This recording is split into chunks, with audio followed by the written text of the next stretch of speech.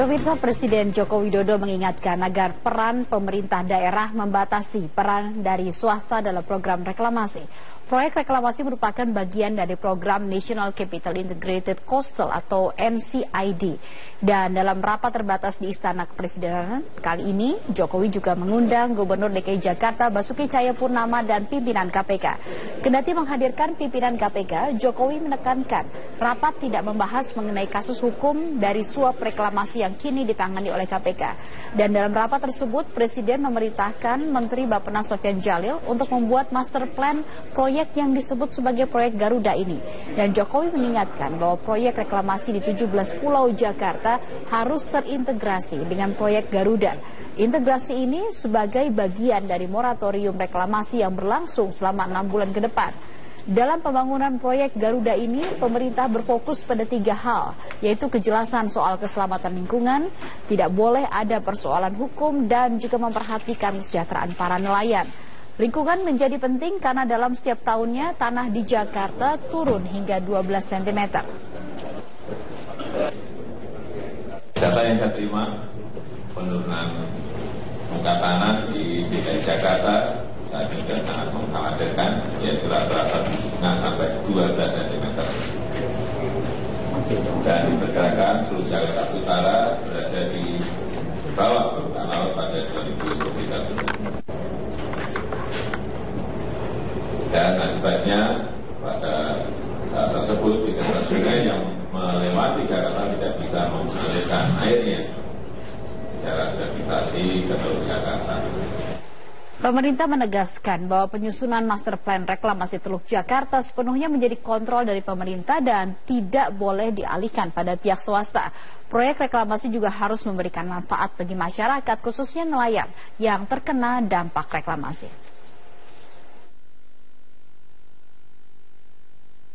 Polemik reklamasi pantai yang terjadi akhir-akhir ini mengundang perhatian pemerintah. Presiden Jokowi secara khusus menggelar rapat kabinet terbatas untuk membahas reklamasi. Selain dihadiri sejumlah menteri kabinet kerja, rapat kabinet terbatas juga diikuti pimpinan KPK, Gubernur DKI Jakarta, Gubernur Banten, dan Wakil Gubernur Jawa Barat. Presiden mengingatkan proyek reklamasi pantai yang tengah dikerjakan di pesisir pantai Jakarta dan Tangerang harus terintegrasi dengan kebijakan National Capital Integrated Coastal Development atau Garuda Project yang sudah ditetapkan pemerintah. Garuda Project merupakan proyek tanggul raksasa yang digagas pemerintah untuk mencegah banjir, abrasi, dan rob di pesisir wilayah Jabodetabek. Menurut Sekretaris Kabinet Pramono Anung, Presiden memerintahkan Menteri Bappenas menyelesaikan perencanaan Garuda Project dari aspek hukum, aturan maupun lingkungan selama masa moratorium reklamasi yang berlangsung 6 bulan. Dan Presiden menekankan bahwa proyek ini tidak boleh didrive atau dikendalikan oleh swasta, tetapi sepenuhnya dalam kontrol pemerintah. Pemerintah dalam hal ini adalah pemerintah pusat dan tentunya juga pemerintah daerah, yaitu DKI Jakarta, Banten, dan Jawa Barat. Yang terakhir, Presiden menekankan bahwa proyek ini tidak ada artinya tanpa mengedepankan memberikan manfaat bagi rakyat, terutama adalah para nelayan setempat. Sementara itu, Gubernur DKI Jakarta Basuki Cahayapurnama usai mengikuti rapat kabinet memastikan proyek reklamasi Teluk Jakarta kembali dilanjutkan setelah masa moratorium berakhir.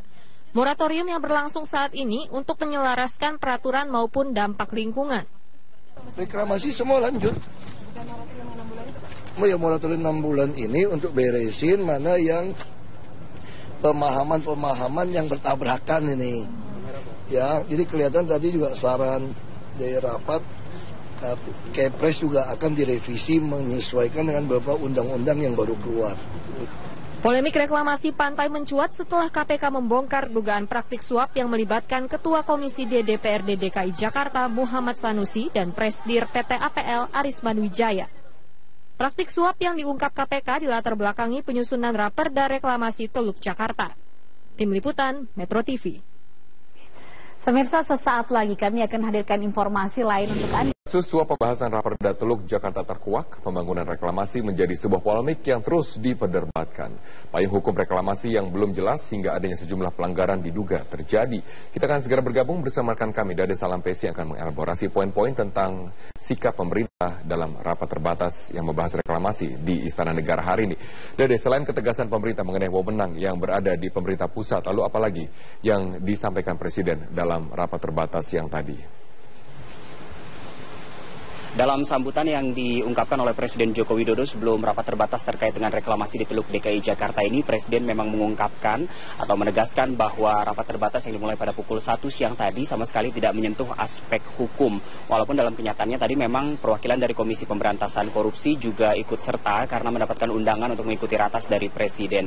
Dan Presiden juga mengungkapkan bahwa terkait dengan reklamasi ini memang sekarang sudah saatnya untuk berbicara lebih jauh ke depannya karena dari data yang dimiliki oleh Presiden Joko Widodo pada 2030 nanti dimungkinkan seluruh wilayah Jakarta Utara akan ada di bawah permukaan laut. Karena dari data yang ada setiap tahunnya untuk wilayah DKI Jakarta mengalami penurunan permukaan tanah antara setengah sampai 12 cm per tahun. Dan pada 2030 nanti jika ternyata fakta-fakta tersebut betul-betul terjadi, artinya 13 sungai yang mengaliri atau melewati wilayah DKI Jakarta dan sekitarnya tidak dapat mengalirkan air ke Teluk Jakarta. Dari ratas tadi setidaknya ada 3 poin utama yang ditegaskan oleh Presiden, yaitu bahwa master plan terkait dengan reklamasi haruslah gamblang, terutama terkait dengan masalah lingkungan.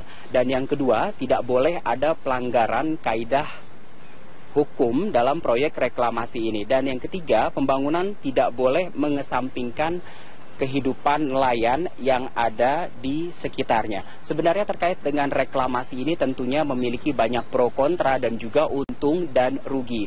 Dari sisi pro pembangunan reklamasi ini, tentunya dengan pembangunan reklamasi dapat menghadang pasangnya naik air laut karena setiap tahunnya ada kecenderungan penurunan muka tanah di wilayah DKI Jakarta dan juga sekitarnya. Sementara dari aspek kontra, pembangunan reklamasi ini nyatanya ada sejumlah hukum yang dilanggar karena Pemprov DKI Jakarta bersikukuh bahwa pembangunan reklamasi di wilayah Teluk Jakarta ini merujuk pada keputusan Presiden nomor 52 tahun 1995. Sementara ada peraturan-peraturan ataupun regulasi dari sejumlah instansi lainnya yang dilanggar dari reklamasi ini. Yang artinya juga memang masih ada tumpang tindih peraturan terkait dengan reklamasi ini. Dan apa saja keuntungan dari pembangunan reklamasi ini? Di antaranya tentu saja menyediakan lahan bagi negara ataupun kota. Ini juga terkait dengan aspek pariwisata maupun khususnya wisata bahari dan juga dapat membantu penataan pantai. Di samping keuntungan dan pro kontra tadi dari reklamasi ini, ternyata juga ada beberapa aspek kerugian dari reklamasi. Di antaranya perubahan ekosistem yang mengakibatkan banjir dan juga dampak buruk pada sistem drainase dan juga kerusakan-kerusakan lingkungan yang lainnya. Dalam rapat terbatas yang digelar selama kurang lebih 1,5 jam tadi, juga hadir 3 pimpinan kepala daerah, yaitu Gubernur Banten Rano Karno, Wakil Gubernur Jawa Barat Deddy Mizwar dan juga Gubernur DKI Jakarta Basuki Cahaya Purnama. Walaupun Presiden Joko Widodo menegaskan dalam proyek reklamasi ke depannya tidak boleh lagi melibatkan swasta, yang artinya pemerintah baik itu pusat maupun daerah memegang kendali penuh terhadap proyek reklamasi.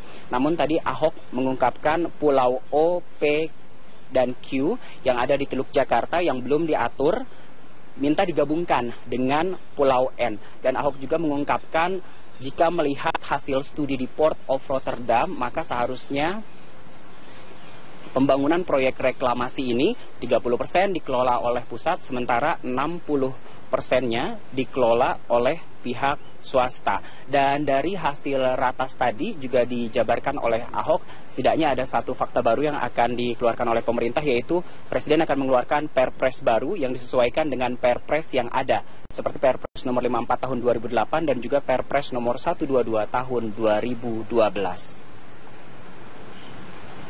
Robert.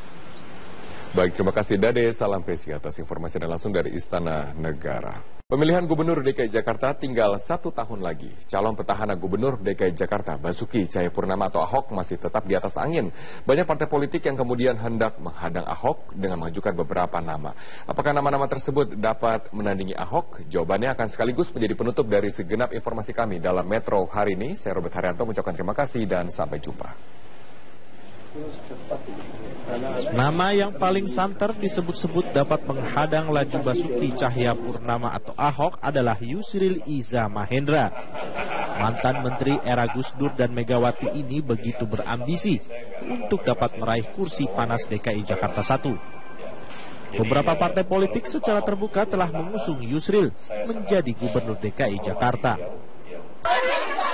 Ada lagi tokoh pengusaha muda Sandiaga Uno. Setelah sempat diombang-ambing partai pengusungnya, Sandiaga Uno tetap yakin dapat bersaing merebut kursi DKI 1 dengan dukungan dari Partai Gerindra.